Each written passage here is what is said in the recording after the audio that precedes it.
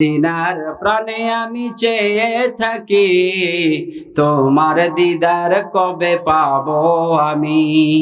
পাপের দরিয়ায় ডুবে আসি, দাও না দেখা ওগো কাছাকাছি। পাপের দরিয়ায় ডুবে আসি, দাও না দেখা ওগো কাছাকাছি। শান্ত করো মোর ক্লান্ত হৃদয়, স্বপ্নে দেখা দিও গো তুমি। তুমি প্রিয় নবী ধানের ছবি, তুমি প্রিয় নবী ধানের ছবি। তোমায় দেখার আশায় থাকি, মদিনার প্রাণে আমি চেয়ে থাকি, তোমার দিদার কবে পাবো আমি। মদিনার প্রাণে আমি চেয়ে থাকি, তোমার দিদার কবে পাবো আমি।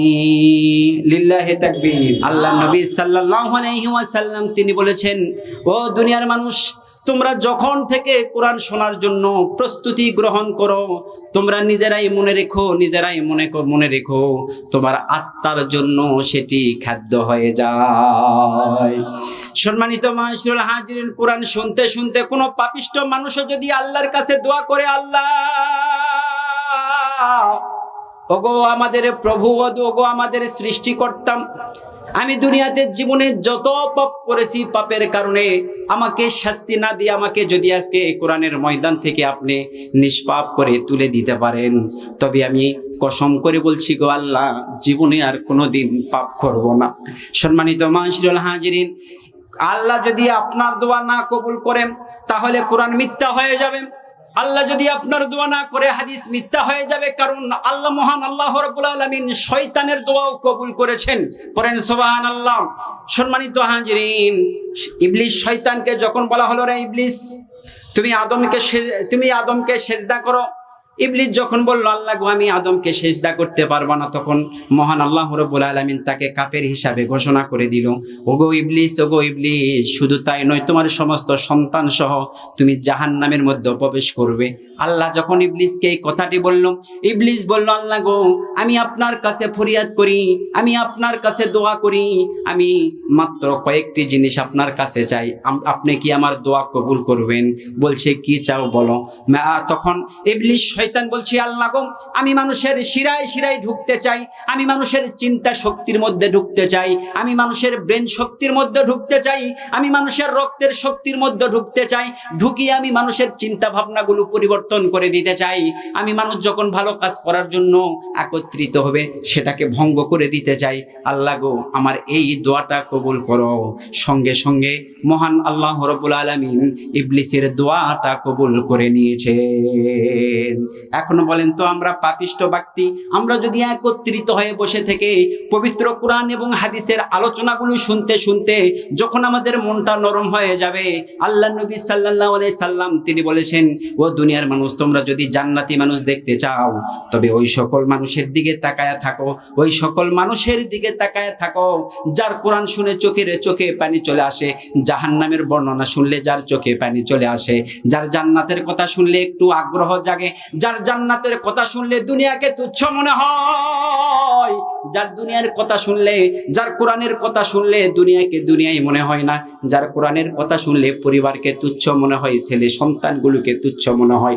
মহান আল্লাহ রাব্বুল আলামিন তো তিনি কোরআনে বলেছেন, মহান আল্লাহ তাআলা তিনি বলছেন, দুনিয়ার মানুষ, দুনিয়াতে তোমাকে সম্পদ আর তোমার সন্তানগুলো তোমাকে আল্লাহর পথ থেকে সরিয়ে নিয়ে যাবে।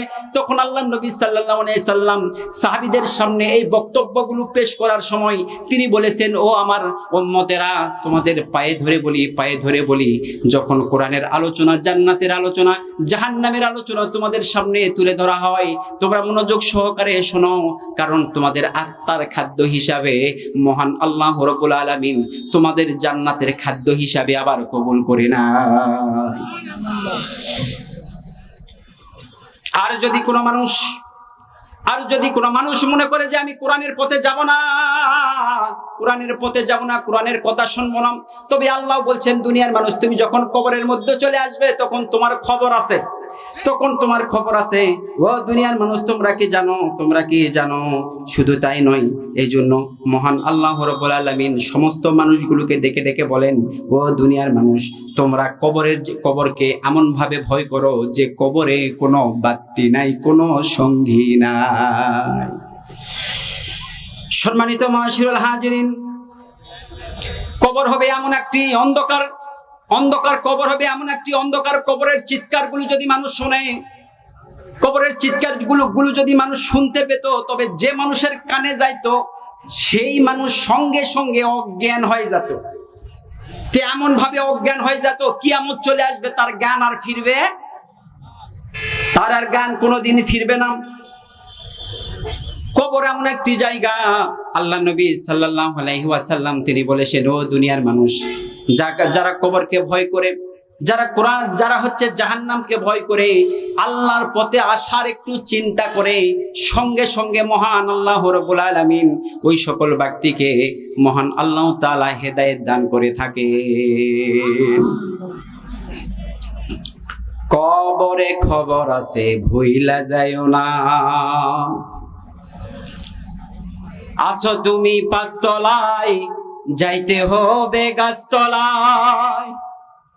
আসো তুমি ছয়তলায়, যাইতে হবে গাছতলায়। কবর হবে তোমার আমার, কবর হবে তোমার আমার আসল ঠিকানা। কবরে খবর আছে, ভুইলা যাইও না ভাইরে, কবরে খবর আছে, ভুইলা যাইও না। আসো তুমি একতলায়, যাইতে হবে গাছতলায়। আসো তুমি একতলায়, যাইতে হবে গাছতলায়। কবর হবে তোমার আমার, কবর হবে তোমার আমার আসল ঠিকানা। কবরে খবর আছে, ভুইলা যাইও না মানুষ, কবরে খবর আছে, ভুইলা যাইও না। কবরে শুয়াইবে যখন, ফেরেশতা আসিবে তখন, তিনটি প্রশ্ন করিবে তোমায়, তিনটি প্রশ্ন করিবে তোমায়। ভালো থাক যদি জানা থাকে ভালো কথা, জানা থাকলে ভালো কথা, না থাকিলে খাবে ঘুতা। হাড্ডি গুড্ডি গুড়া হবে, জানিতে পারিবে না। কবরে খবর আছে, ভুইলা যাইও না মানুষ, কবরে খবর আছে, ভুইলা যাইও না। সম্মানিত হাজিরিন, আমি আপনাদেরকে এতক্ষণ পর্যন্ত বুঝাইতে চাইলাম, যদি গিয়াসের আমাদের পরিচিত একটি মুখ গিয়াসউদ্দিন কথা বলছে, এটা বড় কথা নয়, বরং গিয়াসউদ্দিন কোরআন থেকে কথা বলছে, এটাই হলো সবচাইতে বড় কথা। ঠিক না বা ঠিক? কোরআন হলো এমন একটি কিতাব, সম্মানিত হাজিরিন আপনারা একটু মনোযোগ দিবেন। আল্লাহ নবী সাল্লাল্লাহু আলাইহি সাল্লামের জীবনে হাজার হাজার হাজার হাজার মুজেজা রয়েছে, হাজার হাজার মুজেজা রয়েছে। তার 63 বছর জিন্দেগির মধ্যে অনেক মুজেজা আরবি শব্দ, বাংলা অর্থ হলো অলৌকিক ঘটনা। আল্লাহর নবীর জীবনে হাজার হাজার অলৌকিক ঘটনা ঘটেছে। এই হাজার হাজার অলৌকিক ঘটনাগুলোর মধ্যে আল্লাহর নবী সাল্লাল্লাহু আলাইহি ওয়াসাল্লামের জীবনে সবচাইতে বড় বড় তিনটি মুজেজা, সবচাইতে তিনটি বড় বড় মুজেজা হলো, এক নাম্বার আল্লাহর নবী সাল্লাল্লাহু আলাইহি ওয়াসাল্লামের সবচাইতে বড় বড় মুজেজা হলো তিনি চাঁদকে দ্বিখণ্ডিত করেছেন। পড়েন সুবহানাল্লাহ। আল্লাহর নবী সাল্লাল্লাহু আলাইহি ওয়াসাল্লাম তার বয়স যখন 5 থেকে 6 মাস বা 7 মাস এইরকম বয়স, তার খেলার কোনো সাথী নাই। মা আমিনা তাকে শুয়ে রাখতেন, খেলার কোনো সাথী নাই। আল্লাহর নবী সাল্লাল্লাহু আলাইহি ওয়াসাল্লাম তিনি ঘরের মধ্যে শুয়ে থাকতেন। তিনি যখন ঘরের মধ্যে শুয়ে থাকতেন, তার মা সাক্ষী দেয়, একদিন আমি মুহাম্মদকে দেখলাম তিনি শুয়ে থেকে হাত কেমন জানি নাড়াচাড়া করছে, এত সুন্দরভাবে তিনি হাসি মুখে হাত নাড়াচাড়া করছেন। আর আমি মা খেয়াল করে দেখলাম তার হাতের সাথে সাথে আকাশের সেই চাঁদটাও সেই নাড়াচাড়া করছে। শুধু তাই নয়, এক সময় আমি খেয়াল করে দেখলাম, ও প্রিয় ভাইরা আমার, আল্লাহ নবী সাল্লাল্লাহু আলাইহি সাল্লামের মা তিনি বলছেন, আমি রাসূল সাল্লাল্লাহু আলাইহি সাল্লামকে ঘরে শুয়ে রেখেছি।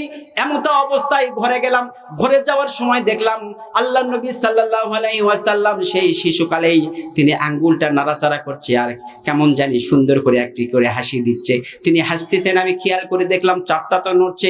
এমতো অবস্থায় শেষ পর্যায়ে খেয়াল করে দেখলাম যে চাপটা তিনি যখন আঙ্গুলটা দুইটি ফাঁক করছে, আঙ্গুলটা এক আঙ্গুলের সঙ্গে আর এক আঙ্গুল যখন একটু সরিয়ে নিয়ে যাচ্ছে, আমি মা খেয়াল করে দেখলাম আল্লাহর নবীর আঙ্গুলের ইশারায় চাঁদ পর্যন্ত দ্বিখণ্ডিত হয়ে যায়।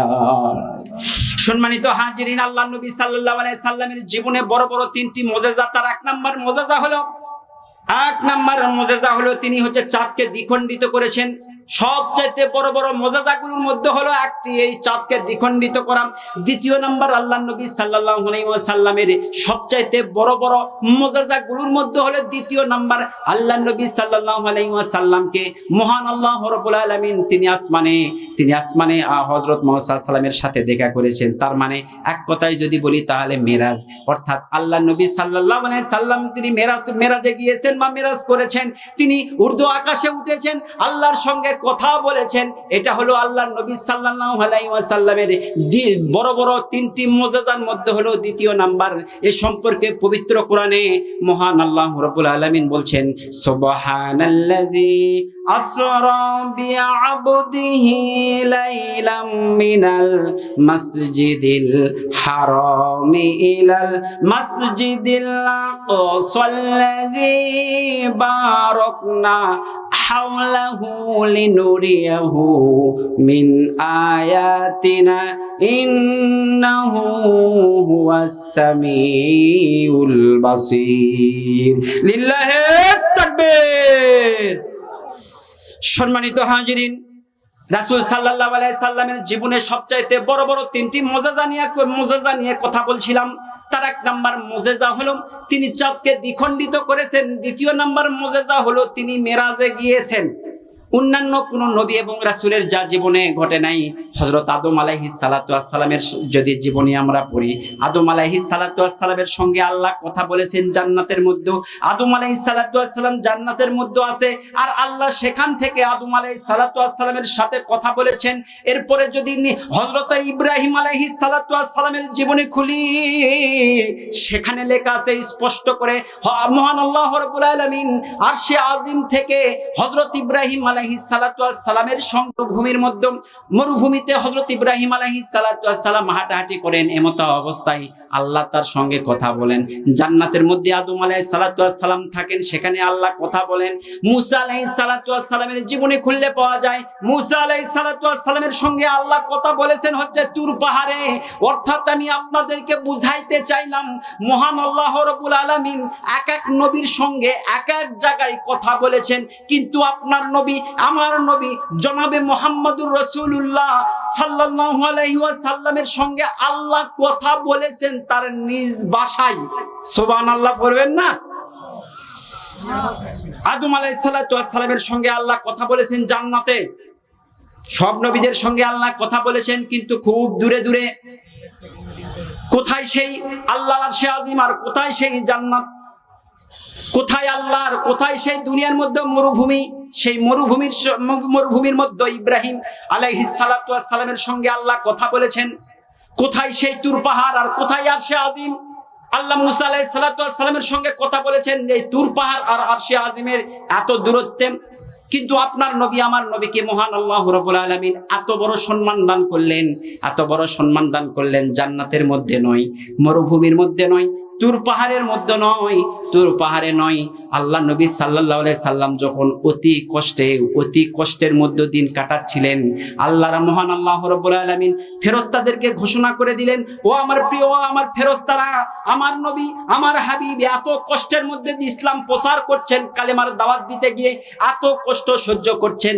আমার সেই হাবিবকে জান্নাতের মধ্যে নয়, মরুভূমির মধ্যে নয়, সেই তুর পাহাড়ের মধ্যে নয়, আমি আমার হাবিবের সঙ্গে কথা বলতে চাই আমার নিজের বাড়ি তার সে আজিমে। সুবহানাল্লাহ পড়বেন না? তার মানে বোঝা যায় তার মানে বোঝা যায় আপনার এবং আমার নবীর প্রতি আল্লাহর কতটা ভালোবাসা। এই জন্যই তো আল্লাহ বলছেন, ও দুনিয়ার মানুষ, তোমরা যদি আমাকে পেতে চাও, আমাকে ভালোবাসতে চাও, তবে আমার হাবিবের পথকে অনুসরণ করা। কার কথা একটু জোরে বলেন না, কার কথা? সম্মানিত হাজিরিন, আমরা সেই কোরআনের মাহফিলে বসে আছি। আমরা আজকে জানতেছি কোরআন থেকে যে আল্লাহর জীবনে মেরাজ হয়েছে। এটা হলো দ্বিতীয় নাম্বার। তাহলে এক নাম্বার আল্লাহ নবী সাল্লাল্লাহু আলাইহি সাল্লামের তিনটি বড় বড় মুজিজার মধ্যে এক নাম্বার হলো তিনি চাঁদকে দ্বিখণ্ডিত করেছেন। দ্বিতীয় নাম্বার হলো তিনি মেরাজে গিয়েছেন। সব নবীদের সঙ্গে আল্লাহ এক এক জায়গায় কথা বলেছেন, কিন্তু আমাদের নবীর সম্মান বাড়ানোর জন্য, তার কষ্টগুলো দূর করার জন্য তার নিজের বাড়িতে আরশে আজিমে আল্লাহ ডেকে নিলেন। তার মানে বোঝা যায়, কোরআন এবং হাদিসের তাফসীরগুলো পড়লে পাওয়া যায় আমাদের নবীকে আল্লাহ অতিরিক্ত ভালোবাসেন, তার কষ্টটা সহ্য করতে পারেন নাই। এটা হলো দ্বিতীয় নাম্বার মুজিজা। প্যারে হাজিরিন, সম্মানিত মুসলমান ভাইরা আমার, একটু খেয়াল করে দেখুন, তৃতীয় নাম্বার মুজিজা হলো কি? আল্লাহ নবী সাল্লাল্লাহু আলাইহি ওয়াসাল্লামকে প্রশ্ন করা হলে আল্লাহ নবী সাল্লাল্লাহু আলাইহি ওয়াসাল্লাম তিনি সুন্দর করে সাহাবীদেরকে বুঝাচ্ছেন, ও দুনিয়ার মানুষ, ও আমার প্রাণপ্রিয় সাহাবীরা, তোমরা কি জানো আমি আমার উপরে যে দীর্ঘ 23 বছর যাবত কোরআন নাজিল হলো, এটা হলো আমার কাছে সবচাইতে বড় একটা মুজিজা।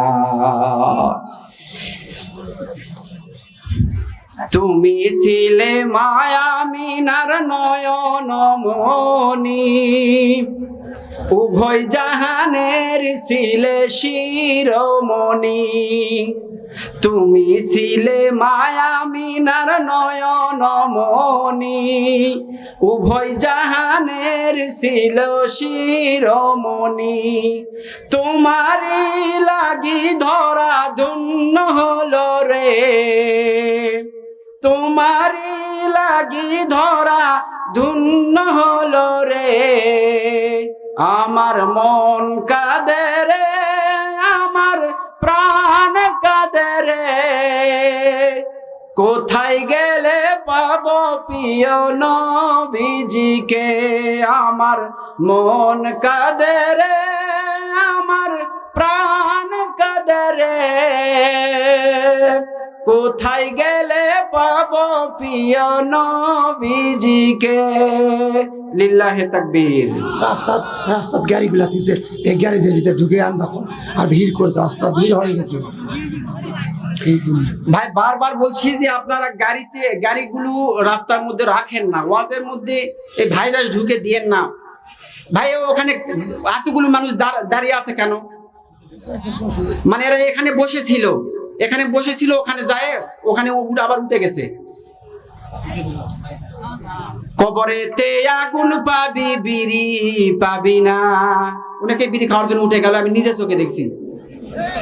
খারে খা জন্মের খাওয়া, খারে খা জন্মের খাওয়া, আর পাবি না।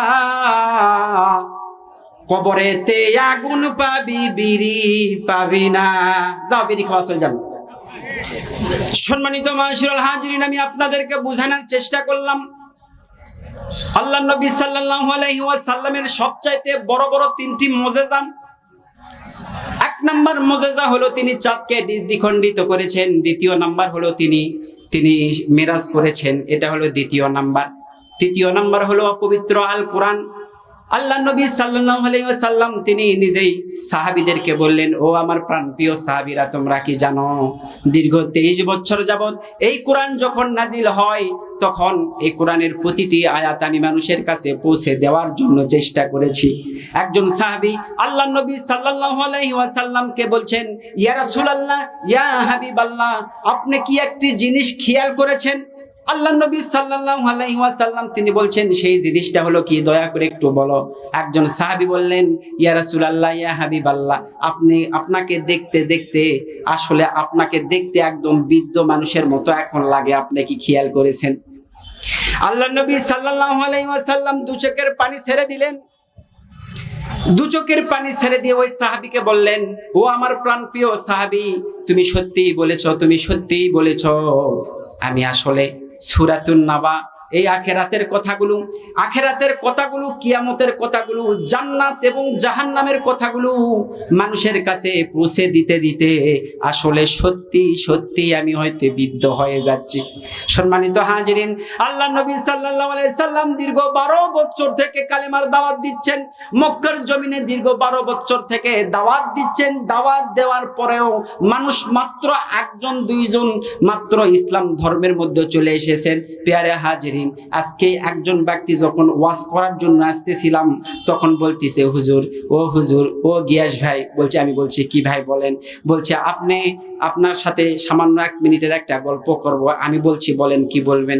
যে আজকে আদাইপুর এত টাকা 2 লাখ 3 লক্ষ টাকা খরচ করে যে ওয়াজ মাহফিল করছি, অথবা ওই আদায় মানে 3 লক্ষ টাকা খরচ করলাম ভাই, 3 লক্ষ টাকা খরচ করে এই যে ওয়াজ মাহফিলটা করছি, কিন্তু কাল ফজরের নামাজের সময় মাত্র 1 মানুষ 2 মানুষ হয়। ভাই, আপনি দয়া করে মায়া করে একটু নামাজি ব্যক্তি বাড়ানোর জন্য একটু দোয়া করবেন, এমন ওয়াজ করবেন যাতে করে নামাজি বেড়ে যায়। আমি বললাম, ভাই আসলে যারা বেনামাজি আছে তারা তো ওয়াজেই বসে না, তারা ওয়াজটা শুনবে কিভাবে আর শোনাবো কিভাবে? আর আমার সামনে যারা বসে আছে সবাই নামাজি। বেনামাজিরা কোনো সময় ওয়াজ শুনে না, কারণ ওয়াজ শোনার পরে যদি তারা আবার নামাজি না হয়, যারা বেনামাজি অলরেডি বসার পরেও যারা কোরআনের আলোচনা শোনার পরে তাদের মন যদি পরিবর্তন না হয়, মহান আল্লাহ রাব্বুল আলামিন পবিত্র কোরআনে বলছেন, বালহুম আদল। সম্মানিত হাজিরিন, আল্লাহ তাদেরকে উদ্দেশ্য করে বলেন, যাদের কলবটা পরিবর্তন হয় না, আমি আল্লাহ ঘোষণা করে দিলাম তারা হলো পশুর চাইতেও নিকৃষ্ট। অথচ মহান আল্লাহ রাব্বুল আলামিন পবিত্র কোরআনে মানুষকে সৃষ্টির শ্রেষ্ঠ জীব হিসেবে সৃষ্টি করেছেন। Man is the best creation of Allah. মানুষকে আল্লাহ সৃষ্টির শ্রেষ্ঠ জীব হিসাবে তিনি সৃষ্টি করার পরে মহান আল্লাহ রাব্বুল আলামিন পবিত্র কোরআনে বলছেন, ইন্নাল ইনসানা লিরাব্বিহি লাকানুদ। ও দুনিয়ার মানুষ মাঝে মাঝে এমন কিছু কাজ করে যে কাজের কারণে তারা পশুর চাইতেও নিকৃষ্ট হয়ে যায়। আমি আল্লাহ মানুষকে বলেছি, মানুষ তোমরা সৃষ্টির শ্রেষ্ঠ জীব ও মানুষেরা, কিন্তু মাঝে মাঝে তোমাদের কিছু কথার কারণে তোমাদের ঈমানগুলো চলে যায়, কিছু কথার কারণে, কিছু কাজের বিনিময়ে, অথবা কারোর সাথে কথাবার্তার সময় ঈমান তোমাদের চলে যাওয়ার কারণে তোমরা একদম পশুর মতো হয়ে যাও। শুধু পশুর মতো নয়, বালহুম আদল, তোমরা পশুর চাইতেও নিকৃষ্ট হয়ে যাও। তার আগের একটি আয়াত আল্লাহ নবী সাল্লাল্লাহু আলাইহি ওয়াসাল্লাম মানুষের সামনে যখন বক্তব্য পেশ করছেন, তখন বলছেন, ও দুনিয়ার মানুষ, মহান আল্লাহ রাব্বুল আলামিন এই মাত্র একটি আয়াত আমার কাছে পৌঁছায়া দিলেন। সাহাবীরা বলছেন, ইয়া রাসূলুল্লাহ, ইয়া হাবিবাল্লাহ, কি আয়াত আপনার কাছে আল্লাহ পৌঁছায় দিলেন? দয়া করে একটু বলেন তো, মহান আল্লাহ রাব্বুল আলামিন আপনার কাছে এত বড় কি আয়াত বললেন, একটু দয়া করে বলেন। তখন আল্লাহ নবী সাল্লাল্লাহু আলাইহি ওয়াসাল্লাম সাহাবীদের সামনে সুন্দর করে তেলাওয়াত করে শোনাচ্ছেন, ইন্নাল ইনসানা লিরাব্বিহি লাকানুদ। ও দুনিয়ার মানুষেরা হচ্ছে তার রবের প্রতি বেঈমান। লাকানুদ আরবি শব্দ, যারা একটু আরবি গ্রামার জানি বা বাংলা গ্রামার যারা জানেন আমার দিকে একটু খেয়াল করেন। লাকানুদ আরবি শব্দ, বাংলা অর্থ হলো অকৃতজ্ঞ। অকৃতজ্ঞ কাকে বলা হয়? অকৃতজ্ঞ ওই ব্যক্তিকে বলা হয়, আমি আপনাকে সব দিলাম কিন্তু আপনার কোনো শুকরিয়া নাই, মনে করেন আপনি অকৃতজ্ঞ। আল্লাহ সেই কোরআনের শুরু থেকে শেষ পর্যন্ত পড়লে পাওয়া যায়, সূরা আদিয়ার মধ্যে তাফসীরগুলো পড়ে দেখুন। আল্লাহ বলছেন, দুনিয়ার মানুষ একটি ঘোড়ার পিঠে, ওয়াল্লাহ আদিয়াতি দবহাং, আমি সেই ঘোড়ার কসম খেয়ে বলছি যে ঘোড়া তার মালিককে পিঠের উপরে চড়ায়। চড়ার পরে ঘোড়াকে যদি বলা হয়, ঘোড়া তুমি সামনে যাও, ঘোড়া 100 মাইলের জায়গাতে যদি 200 মাইল চলে যায়, তবুও ঘোড়া তার মালিককে পিঠ থেকে ফেলে দেয় না। কিন্তু আমি মহান আল্লাহ রাব্বুল আলামিন তোমাদেরকে 5 ওয়াক্ত নামাজের হুকুম দিলাম, একটু শীত বাড়লে ফজরের সময় তোমাকে পাওয়া যায় না, তার মানে বোঝা যায় আমি মানুষকে সৃষ্টির শ্রেষ্ঠ জীব হিসাবে সৃষ্টি করলাম, আমার হুকুমগুলো একটু শীত বাড়লে আর নামাজে যাচ্ছে না। তার মানে মহান আল্লাহ রাব্বুল আলামিন আমাদেরকে এখানে বুঝাইতে চাইলেন, ইন্নাল ইনসানা লিরাব্বিহি লাকানুদ। ও মানুষ, তোমার মতো বেঈমান পৃথিবীতে আর কেউই হতে পারে না। সম্মানিত মাশাআল্লাহ হাজিরিন, এবার আসুন তাহলে আমি আপনাদেরকে বুঝাইতে চাইলাম কোরআন হলো আল্লাহ রাসূল সাল্লাল্লাহু আলাইহি সাল্লামের হলো তৃতীয় নাম্বার মুজিজা।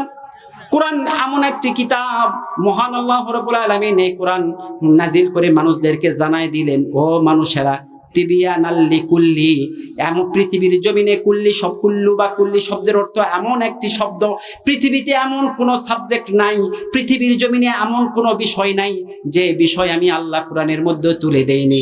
তোমরা যদি ওয়াহুদা ওয়া রহমাত, শুধুমাত্র যারা কোরআনকে আল্লাহর কিতাব মনে করে এক পা যদি কোরআনের দিকে এক পা এগিয়ে আসে, তবে মহান আল্লাহ রাব্বুল আলামিন বলছেন, ও দুনিয়ার মানুষ, হুদা ওয়া রহমাত, তোমার জন্য হেদায়েত আমি কোরআনের মধ্যে রেখে দিলাম। শুধুমাত্র হেদায়েত তা নয়, আল্লাহ বলছেন ওয়া রহমাতের মধ্যে আবার রহমত আছে। ও দুনিয়ার মানুষ, তোমার জীবনে যত রহমত আছে সমস্ত রহমতগুলো নেওয়ার জন্য যদি তোমরা আমার কাছে আসো, তবে আমি আল্লাহ তোমাকে সব দিব। সূরাতুল বাকারার মধ্যে মহান আল্লাহ রাব্বুল আলামিন বলছেন, ওয়াস্তাইনু বিস-সাবরি ওয়াস-সালাত ওয়া ইন্নাহা লাকাবীরাতুন ইল্লা আলাল খাশিন আল্লাযিনা ইয়াযুন্নুনা আন্নাহুম মুলাকু রাব্বিহিম ওয়া আন্নাহুম ইলাইহি রাজিউন। আল্লাহ বলছেন ওয়াস্তাইনু, ও দুনিয়ার মানুষ, তোমরা কি আমার কাছে সাহায্য নিবে না নাকি? তোমরা যদি সাহায্য চাও, ওয়াস্তাইনু, তোমরা যদি আমার কাছে সাহায্য চাও, তবে আমার কাছে দোয়া করো, আমার কাছে সাহায্য নাও। বিস-সাবরি ওয়াস-সালাত, তোমরা হচ্ছে ধৈর্যের সহিত নামাজের মাধ্যমে ধৈর্য ধারণ করে নামাজ পড়ে তোমরা যদি আমার কাছে সাহায্য চাও, তবে আমি মহান আল্লাহ রাব্বুল আলামিন তোমাদের সমস্ত সাহায্যগুলো করার জন্য নিম্ন আসমানে নেমে যাব। আল্লাহ বলছেন ওয়াস্তাইনু বিস-সাবরি ওয়াস-সালাত, দুনিয়ার মানুষ, তোমরা যদি আমার কাছে সাহায্য চাও, তবে ধৈর্যের সহিত নামাজ আদায় করো। দুইজন তাফসীরকারক দুই ভাবে এই আয়াতটি লিখেছেন। একজন লিখেছেন, ও দুনিয়ার মানুষ, নামাজের মধ্যে যে খুশু আছে, নামাজের মধ্যে যে নম্রতা, যে ভদ্রতা আছে, এই নম্রতা এবং ভদ্রতা মেনে যারা নামাজ আদায় করে, আল্লাহ বলছে, আল্লাহ বুঝাতে চাচ্ছেন যে তুমি যা চাইবে আমি মহান আল্লাহ রাব্বুল আলামিন সমস্ত কিছু দিতে রাজি আছি। বলেন সুবহানাল্লাহ। কিন্তু আল্লাহ তাআলা এখানে আরেক তাফসীরকারক আরেক ভাবে বলেছেন, ও দুনিয়ার মানুষ, নামাজের খুজুর কথা আল্লাহ এখানে বলেন নাই। এখানে খুজুর কথা আল্লাহ বলেন নাই। আল্লাহ কি বলছেন? ওয়াস্তাইনু বিস-সাবরি ওয়াস-সালাত, ওয়াস-সাবরি ওয়াস-সালাত দ্বারা মহান আল্লাহ রাব্বুল আলামিন একটি কথা আমাদেরকে বুঝিয়েছেন যে তোমরা যদি আল্লাহর কাছে সাহায্য চাও, তবে আল্লাহর কাছে সাহায্য নাও নামাজের মাধ্যমে। তোমরা নামাজ ধরো। কোন ব্যক্তি যদি আর একটি কিতাবে লেখা আছে, ভারতের বিশ্ববিখ্যাত একজন তাফসীরকারক তার কিতাবের মধ্যে লেখেন, ও দুনিয়ার মানুষ, কোন ব্যক্তি যদি দোয়া করে পিছনে ফিরে তাকিয়ে দেখে দোয়া কবুল হলো কিনা, তাহলে আল্লাহ তাআলা তার দোয়া কবুল করে না। তাকে প্রশ্ন করা হলো, ভাই এই কথা দ্বারা আমরা কিছু বুঝলাম না, একটু দয়া করে বোঝান। তো যে হুজুরের মুখ থেকে একজন ব্যক্তি শুনেছে যে নামাজের মাধ্যমে আল্লাহর কাছে যা চাইবো আল্লাহ তাই দিবে, এই জন্য সকাল থেকে নামাজ ধরেছে, ফজর থেকে নামাজ ধরে এখন আল্লাহকে বলছে, আল্লাহ আমি 5 লাখ টাকার মালিক, দয়া করে আমাকে 10 লাখ টাকা বাড়িয়ে দাও। এখন আসরের সময় বিছানার নিচে গিয়ে দেখতেছে টাকা নাই। তার মানে বোঝা যায় যে আল্লাহ এখানে বুঝাতে চেয়েছেন, যারা দোয়া করে পিছনে ফিরে দেখে যে দোয়া কবুল হলো কিনা, আল্লাহর নবীও বলেছেন তার দোয়া কোনো সময় আল্লাহ গ্রহণ করেন না। সম্মানিত হাজিরিন, এই আয়াতের দুইজন তাফসীরকারক দুই ভাবে লিখেছেন। বিশেষ করে যারা তাফসীরে তাবারি পড়ি বা তাফহিমুল কোরআন পড়ি, আমরা সহজেই বুঝতে পারি। আল্লাহ বলছেন ওয়াস্তাইনু বিস-সাবরি ওয়াস-সালাত, এবার বলছেন ওয়া ইন্নাহা লাকাবীরাতুন, ও দুনিয়ার মানুষ, ধৈর্যের সহিত 5 ওয়াক্ত নামাজের সাথে সম্পৃক্ত থাকা, ধৈর্যের সহিত 5 ওয়াক্ত নামাজ আদায় করা। ওয়া ইন্নাহা লাকাবীরাতুন, ও দুনিয়ার মানুষ, তোমরা কি জানো ধৈর্যের সহিত নামাজ আদায় করা, 5 ওয়াক্ত নামাজে নিয়মিত শামিল হওয়া, ওয়া ইন্নাহা লাকাবীরাতুন, এর মতো কঠিন কাজ আমি আল্লাহ বলে দিলাম আর পৃথিবীতে নাই। আল্লাহ বলছেন, মানুষ, দুনিয়াতে যদি তুমি আমার কাছে কিছু পেতে চাও, তবে তোমরা নামাজের মাধ্যমে চাও। তবে নামাজটা হবে কিরকম? নামাজটা হবে ধৈর্যের সহিত, খুজুর সহিত। আজকে নামাজ পড়ে 1 মাস লাগাতার নামাজ আদায় করার পরে বলছেন, হায় রে আমার দোয়া কবুল হচ্ছে না কেন?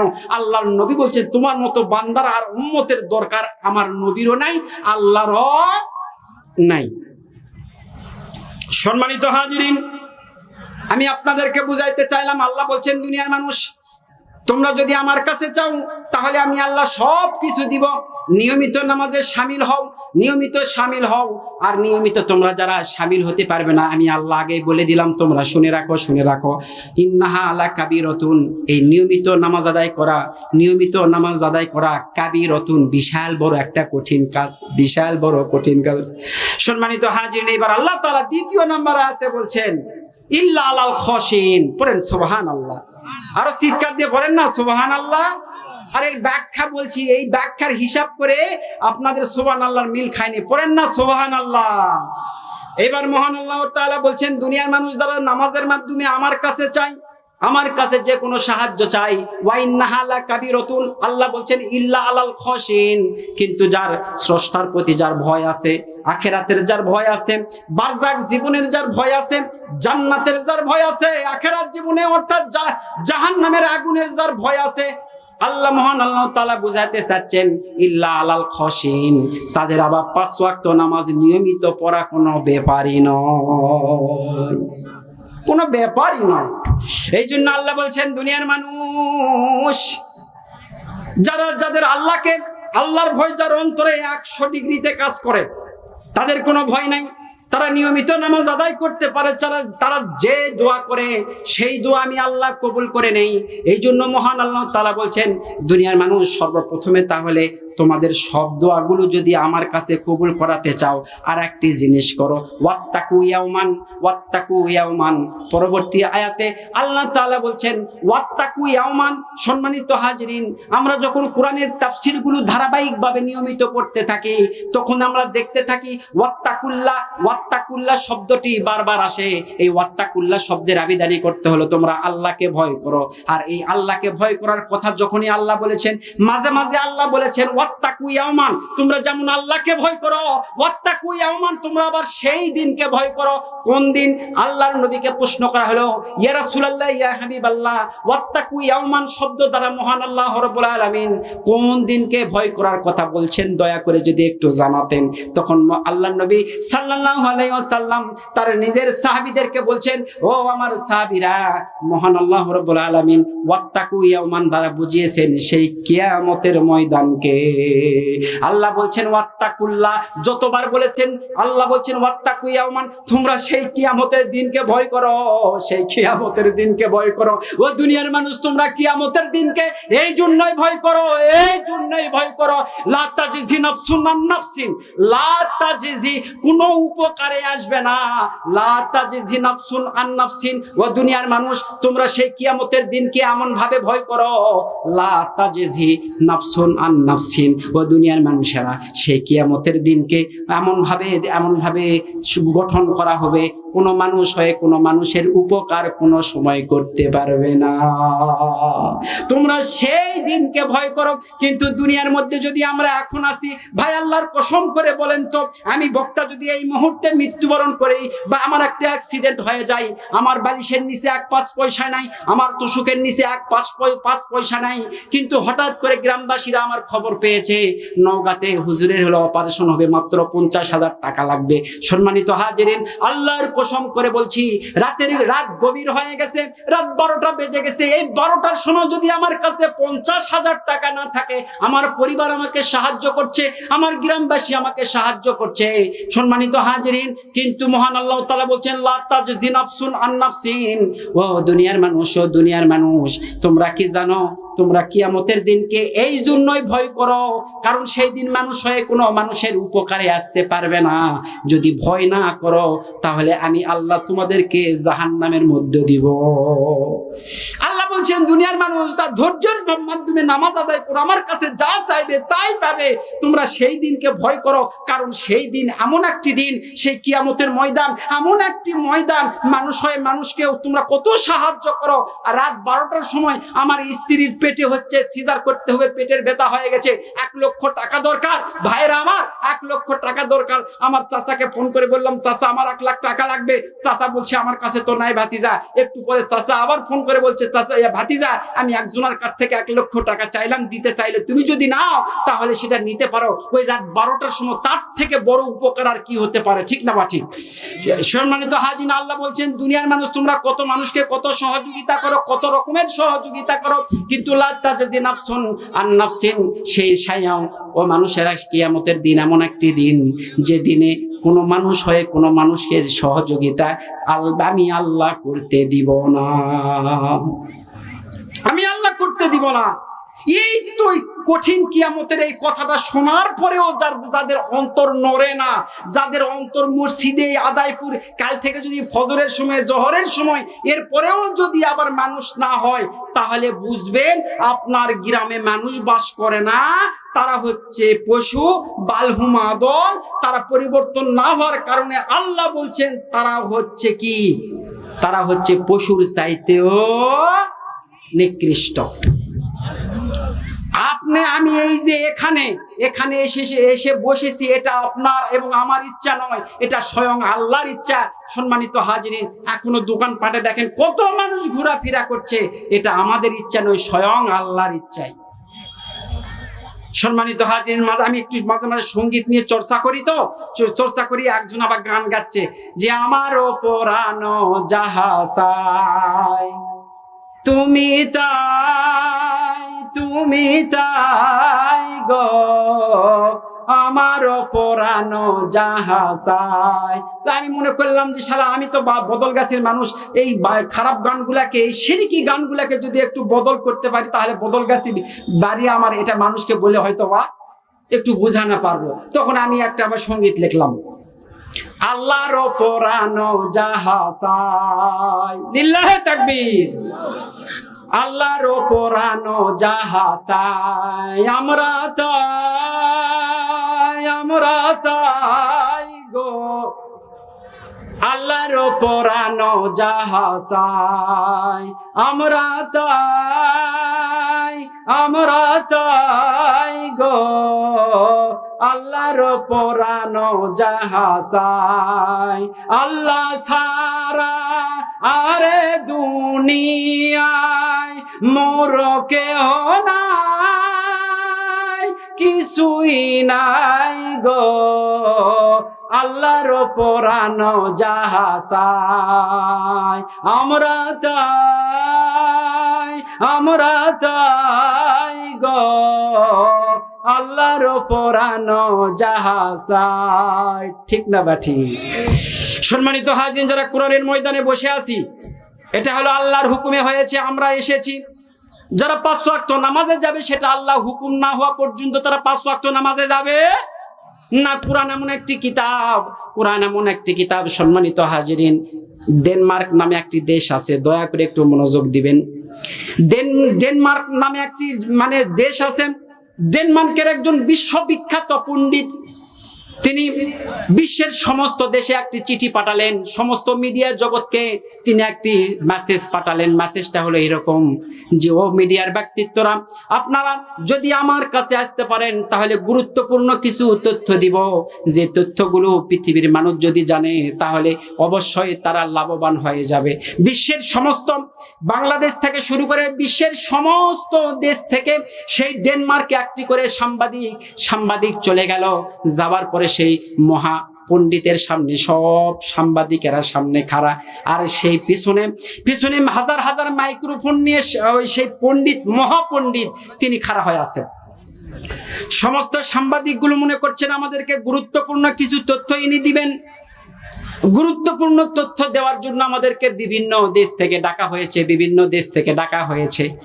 এবার মহাপণ্ডিতকে বলা হলো, স্যার, বিভিন্ন দেশ থেকে আমরা এসে একত্রিত হয়েছি, দয়া করে আপনি গুরুত্বপূর্ণ একটি তথ্য দিবেন, আমরা জেনেছি, দয়া করে আমাদেরকে বলুন আপনার কাছে কি এত বড় তথ্য আছে। সম্মানিত মাশাআল্লাহ হাজিরিন, সেই মহাপণ্ডিত তিনি বলেন, ও পৃথিবীর সাংবাদিকেরা, আমি এমন একটি তথ্য তোমাদের কাছে দিতে চাই যে তথ্যগুলো পৃথিবীর সমস্ত মানুষের কাছে তোমরা বিলিয়ে দাও। সাংবাদিকেরা অধিক আগ্রহের সহিত কান ছেড়ে দিয়ে আসেন। কোন সময় এই মহাপণ্ডিতের মুখ থেকে সেই মূল্যবান কথাটি বের হয়ে যায় তা একমাত্র আল্লাহ জানে। একজন সাংবাদিক বলছেন, হুজুর বা স্যার, আপনি আমাদের কেন ডেকেছেন? কি গুরুত্বপূর্ণ তথ্য দেওয়ার জন্য ডেকেছেন? দয়া করে মায়া করে আমাদেরকে একটু বলুন। তখন ওই মহাপণ্ডিত, ডেনমার্কের মহাপণ্ডিত, তিনি বলেন, আমি তোমাদেরকে তথ্যটি দিচ্ছি, তোমরা শুনে নাও। আমি এই ডেনমার্কের মধ্যে সবচাইতে একটি রেকর্ড ভেঙে ফেলাইছি। শুধু ডেনমার্কে নয়, পৃথিবীর যত দেশ আছে সমস্ত দেশের মানুষকে ছাড়িয়ে আমি এক পা এগিয়ে আছি। তখন সাংবাদিকেরা বললেন, কেন এগিয়ে আছেন? কি বিষয়ে এগিয়ে আছেন? দয়া করে একটু বলেন তো। তখন ডেনমার্কের সেই মহাপণ্ডিত তিনি বলেন, ও দুনিয়ার মানুষেরা, ও সাংবাদিক ভাইয়েরা, তোমরা কি জানো আমি আমার জীবনে প্রায় 35,000 বই আমি মুখস্থ নয়, আমি পড়ে শেষ করেছি এবং জ্ঞান অর্জন করেছি।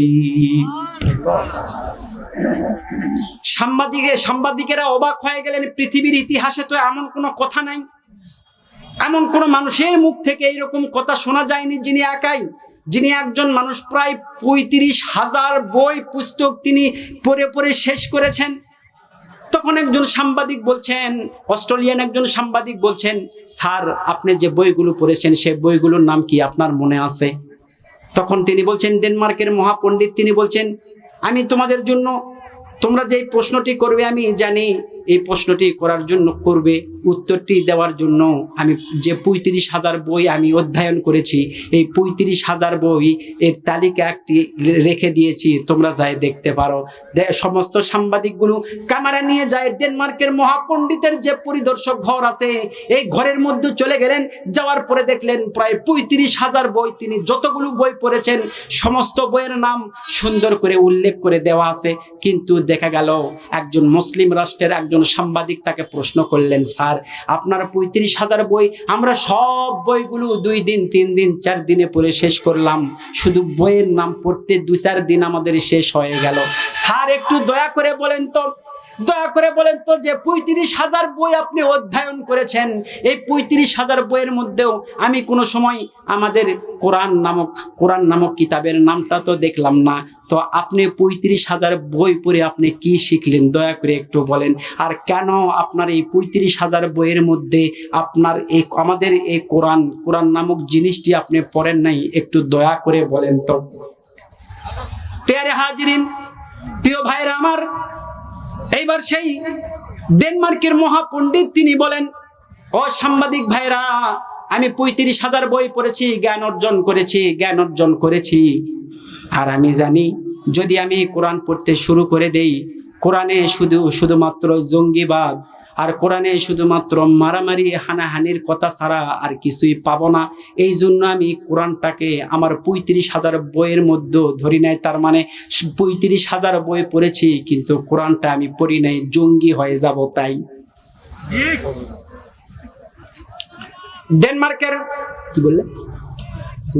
ডেনমার্কের সেই মহাপণ্ডিত অবাক হয়ে গেলেন। ডেনমার্কের সেই মহাপণ্ডিতের কথা শুনে সাংবাদিক অবাক হয়ে গেলেন। হাজার হাজার সাংবাদিক সামনে খারাপ। এইবার একজন সাংবাদিক, মুসলিম রাষ্ট্রের একজন সাংবাদিক বলছেন, স্যার, আমি এতগুলো সাংবাদিকের সামনে আপনাকে চ্যালেঞ্জ করলাম, আপনি 35,000 বই পড়েছেন সত্য কথা, কিন্তু কোরআনটা পড়েন নাই, কোরআনটা বাদ দিয়েছেন, কোরআন থেকে দূরে। প্রথম পৃষ্ঠা তিনি বাহির করেই এবার পড়তে শুরু করলেন, আলিফ লাম মিম যালিকাল কিতাবু লা রাইবা ফি লিল্লাহি তাকবীর। ডেনমার্কের সেই মহাপণ্ডিত তিনি বলেন, আমি যখন কোরআনের কিতাবটি খুললাম, কোরআন নামক কিতাবটি যখন খোলার পরে সর্বপ্রথমেই দেখছি যে যালিকাল কিতাব লা রাইবা ফি, এই কিতাবের মধ্যে কোনো সন্দেহ নাই, এই কিতাবের মধ্যে কোনো জাল নাই, এই কিতাবের মধ্যে কোনো ধরনের লাইসা হাযা কালামুল বাশার, এটা মানব রচিত কোনো কিতাব নয়। কারণ মানব রচিত কিতাব আমি 35,000 কিতাব পড়েছি। এই 35,000 কিতাবের মধ্যে যতগুলো কিতাব পড়েছি, হয় কিতাবের শুরুতে, না হয় কিতাবের শেষে, না হয় হয় কিতাবের মধ্যস্থলে সমস্ত লেখকগুলো বলেছেন আমার লেখাতে কিছু ভুল থাকতে পারে, আমার কথার মধ্যে কিছু ভুল থাকতে পারে। প্রিয় পাঠকগণ, যদি আমার কথার মধ্যে কিছু ভুল থাকে দয়া করে শুধরে দেওয়ার জন্য অনুরোধ রইল। পৃথিবীর জমিনে আমি 35,000 বই পড়েছি, কিন্তু এমন একটি কিতাব আমি পড়তে শুরু করে দিলাম, এমন একটি কিতাব পড়তে শুরু করে দিলাম যে কিতাবের প্রথমেই যে একজন ব্যক্তি বলছেন, একজন স্রষ্টা বলছেন, জালিকাল কিতাবু লা রাইবা ফীহি হুদাল লিল মুত্তাকিন। প্রথমে যে ব্যক্তি বলতে পারে আমার বইয়ে কোনো ভুল নাই, আমার কিতাবে কোনো ভুল নাই, আমি সেই পণ্ডিত সাক্ষ্য দিতে পারি যে আসলে আমার জীবনে 35,000 যে বই পড়েছি, এই 35,000 বই পড়ে আমি শুধুমাত্র প্রশ্নের সম্মুখীন হয়েছি। আমার অন্তরে প্রশ্ন এসেছে, আমার নলেজে প্রশ্ন শুধু কোশ্চিন এসেছে, কিন্তু এমন একটি কিতাব আমি পড়তে শুরু করে দিলাম। আমি পড়তে শুরু করে দিলাম, কোরআনের যত পৃষ্ঠা আমি পার হয়ে যাই, শুধু প্রশ্ন নয়, পৃথিবীর সমস্ত উত্তরগুলো দিয়ে আল্লাহ এই কোরআনটাকে ভরিয়ে দিয়েছে। লিল্লাহে তাকবীর। এই কোরআন হলো এমন একটি কিতাব, এইবার তাকে বলা হলো তার স্ত্রী তার পাশে শুয়ে আছে, তার স্ত্রী এইবার ঘুম থেকে জাগ্রত করে তিনিও যখন বলছেন আলিফ লাম মিম জালিকাল কিতাবু লা রাইবা ফীহি, তিনিও বলছেন যেহেতু কোনো রব বা কোনো সত্তা যখন কোরআনের শুরুতেই এরকম একটি প্রতিশ্রুতি করতে পারে তাহলে অবশ্যই সেই কোরআনে কোনো ভুল নাই, এটাও আমি বিশ্বাস করলাম। তখন সেই মহাপণ্ডিত বলছেন, ওগো আমার প্রাণপ্রিয় স্ত্রী, তাহলে চলো দুইজন মিলে কোরআন পড়তে শুরু করে দেই। তখন ওনার স্ত্রী বলছেন, না, যারা নিয়মিত কারেন্ট অ্যাফেয়ার্স পড়েন, যারা নিয়মিত পেপার পত্রিকা পড়েন, যারা নিয়মিত মাসিক মদিনা পড়েন, তারা অবশ্যই আল্লাহর কসম করে বলছি এই ঘটনাটি আপনারা পড়েছেন। সম্মানিত মাশিরুল হাজিরিন, তার স্ত্রী বলছে এর মধ্যে যদি হেদায়েত থাকে তবুও আমি হেদায়েত গ্রহণ করব না। পড়েন নাউজুবিল্লাহি মিন জালিক। আরে আল্লাহ তো বলেছেন ফারিকুন হাদা ওয়া ফারিকুন হাক্কু আলাইহিমুদ দালালাত, ফারিকুন হাক্কু আলাইহিমুদ দালালাত। আল্লাহ বলছেন আমি যাকে ইচ্ছা তাকে হেদায়েত দান করে দেই, ওয়া ফারিকুন হাক্কু আলাইহিমুদ দালালাত। আবার দুনিয়ার মধ্যে একদল মানুষ আছে যাদেরকে আমি হেদায়েত দান তো জীবনে করবই না। কারণ হলো একটাই, তাদের অন্তরের সাথে মুখের কোনো কথার মিল নাই। আল্লাহ বলছেন সুম্মা বাসনাকুম মিন বাদি মাউতিকুম লাআল্লাকুম তাশকুরুন। সম্মানিত হাজিরিন, মুসা আলাইহিস সালাতু ওয়াস সালাম তিনি কিতাব ধরে তার উম্মতদেরকে বলছেন, ওগো আমার প্রাণপ্রিয় উম্মতেরা, এই মাত্র আল্লাহ কিতাব নাজিল করে তোমাদেরকে কালেমার দাওয়াত দিতে বললো, আসো কালেমার পথে চলে আসো, আল্লাহর হুকুম মানো, জান্নাতের লোভ করো, জাহান্নামের ভয় করো। তখন গ্রামের সমস্ত মানুষগুলো বলল, না আমরা এটা বিশ্বাস করি না, এটা বিশ্বাস করা যাবে না, কারণ তুমি যদি সত্যি নবী হয়ে থাকো তাহলে তুমি একটা হচ্ছে প্রমাণ আমাদেরকে দেখাও। তখন মুসা আলাইহিস সালাতু ওয়াস সালাম বলছেন, কি প্রমাণ নিবে বলো? তখন মুসা আলাইহিস সালাতু ওয়াস সালাম যখন আল্লাহকে বলছেন, আল্লাহ গো, আমার গ্রামের মানুষেরা সবাই হচ্ছে প্রমাণ চাই, আমি যে আপনার সঙ্গে কথা বলি এর প্রমাণ চাই, আমি এখন কি করব? তখন মুসা আলাইহিস সালাতু ওয়াস সালাম আল্লাহর কাছে যখন ফরিয়াদ করলেন, আল্লাহ বলছেন ঠিক আছে, তোমার গ্রামের যতগুলো মানুষ আছে সেখান থেকে সবচাইতে জ্ঞানী যে মানুষগুলো আছে এই মানুষগুলোকে তুর পাহাড়ে নিয়ে আসো, আমি তোমার সাথে কথা বলি, এর সত্যতা প্রমাণ আমি আল্লাহ করে দিব। পড়েন সুবহানাল্লাহ। হযরত মুসা আলাইহিস সালাতু ওয়াস সালাম আনন্দ পেলেন, একটু হাসি মুখে তার গ্রামের সমস্ত মানুষদেরকে বললেন, ও দুনিয়ার মানুষেরা, ও আমার উম্মতেরা, চলো আমার সঙ্গে, সবচাইতে যারা জ্ঞানী মানুষ তারা আমার সঙ্গে চলো। 70 জন মানুষ আল্লাহ হুকুম দিয়েছে, 70 জন মানুষ আমার সঙ্গে তুর পাহাড়ে চলো। যাওয়ার পরে আমার সাথে যে আল্লাহ কথা বলে এই কথাটা যে সত্য আমি প্রমাণ করে দিতে চাই। এবার 70 জন মানুষ গ্রামের মধ্য থেকে বাছাই করা হলো, বাছাই করে সেই তুর পাহাড়ে নিয়ে যাওয়া হলো। তুর পাহাড়ে নিয়ে গিয়ে আল্লাহ হযরত মুসা আলাইহিস সালাতু ওয়াস সালামের সাথে কথা শুরু করে দিলেন। মৌমাছির মতো আওয়াজ আওয়াজ হতে শুরু করে দিল। ওই 70 জন যে মানুষ আছে, এই 70 জন মানুষ সুন্দর করে তারা স্বচক্ষে নিজের অন্তর্চক্ষু এবং স্বচক্ষে তারা দেখছে আল্লাহর সঙ্গে মুসা আলাইহিস সালাতু ওয়াস সালাম গল্প করছে, কিতাব নাজিল করছে। ওই 70 জন মানুষ তারা দেখছে স্বচক্ষে দেখছে। এবার মুসা আলাইহিস সালাতু ওয়াস সালাম সেজদা থেকে দাঁড়িয়ে, সেজদা থেকে ওঠার পরে এবার ওই 70 জন মানুষকে বলছেন, ওগো আমার গ্রামবাসীরা, ওগো আমার উম্মতেরা, তোমরা কি দেখেছো আমি আল্লাহর সঙ্গে কথা বললাম, আল্লাহ কিতাব নাজিল করলো, এটা কি তোমরা স্বচক্ষে দেখেছো নাকি? তখন সঙ্গে সঙ্গে ওই 70 জন মানুষ বলছে, হ্যাঁ অবশ্যই আল্লাহর সঙ্গে তুমি কথা বললে আর আল্লাহও তোমার সঙ্গে কথা বললো, এটা আমরা স্বচক্ষে দেখলাম। তখন মুসা আলাইহিস সালাতু ওয়াস সালাম তিনি বলছেন, তাহলে তোমরা আমার উপর ঈমান আনো, জাহান্নামের ভয় করো, জান্নাতের লোভ লালসা মনের মধ্যে সেট করে নাও। তখন মুসা আলাইহিস সালাতু ওয়াস সালামকে ওই 70 জন ব্যক্তি সঙ্গে সঙ্গে উত্তর দিল, ও মুসা আলাইহিস সালাতু ওয়াস সালাম, শুধুমাত্র আল্লাহর কথা শুনলে তুমিও যেমন শুনেছো আমিও তেমন শুনেছি, আল্লাহর কথা শুনেই আমরা ঈমান আনবো না যতক্ষণ না পর্যন্ত আল্লাহকে স্বচক্ষে দেখতে পাবো। মুসা আলাইহিস সালাতু ওয়াস সালাম অবাক হয়ে গেলেন, কি রে ভাই, তোমাদের গ্রাম থেকে নিয়ে আসা হলো, আল্লাহর কথা শোনা মাত্র, আল্লাহর কথার ভয়েস তোমাদের কান পর্যন্ত যাওয়ার পরে তোমরা আমার উপর ঈমান আনবে, কিন্তু এখানে তোমরা